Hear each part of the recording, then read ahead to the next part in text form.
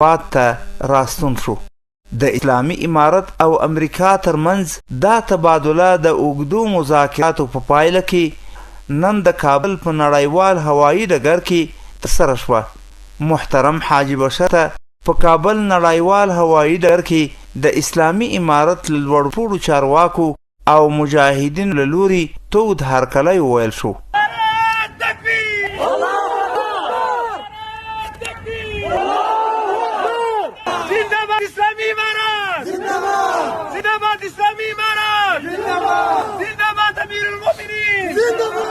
او د راخلاصون په پر په انټرکانټیننټل هوټل کې یوه غونډه هم ترسره شوه چې د اسلامي امارت د لوړپوړو مسؤلینو په شمول د حاجي بشر د کورنۍ غړو ګڼ شمېر هیوادوالو او د رسنیو استازو ګډون کړی و.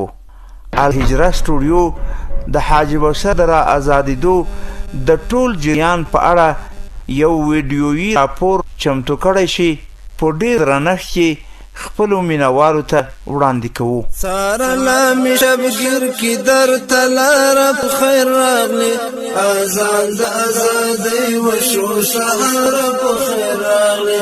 سارا می شبګر کی در تلاره په خیر راغلی، اذان د ازادۍ وشو سهار په خیر راغلی.